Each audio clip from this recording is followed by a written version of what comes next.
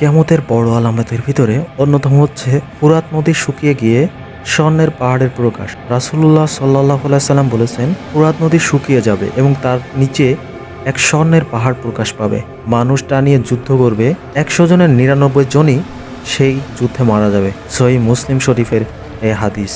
এই স্বর্ণ হবে ধ্বংস আর লোভের কারণ। কিয়ামতের আরও একটি বড় আলামতের ভিতরে পৃথিবীর ৩ জায়গায় ভয়াবহ ভূমিধস। ১ নম্বর জায়গা হচ্ছে পূর্ব অঞ্চল, ২ নম্বর পশ্চিম অঞ্চল এবং ৩ নম্বর অঞ্চল হচ্ছে আরব উপদ্বীপে। ৩টি ভূমিধস হবে, একটি পূর্বে, একটি পশ্চিমে ও একটি আরব ভূখণ্ডে।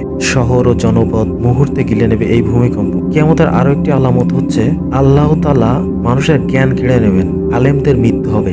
এমন সময় আসবে মানুষ মূর্খদেরকে দিনের নেতা বানাবে। কোরআন থাকবে কিন্তু বুঝবে না কেউ, ইসলাম থাকবে নামমাত্র। এই আলামতগুলো আজ বাস্তবে দেখা দিচ্ছে। তওবা করুন, ফিরে আসুন আল্লাহর পথ, কারণ কিয়ামত খুবই নিকট। নিচে কিয়ামতের আরো কিছু ভয়াবহ আলামত সম্পর্কে আলোচনা করা হলো।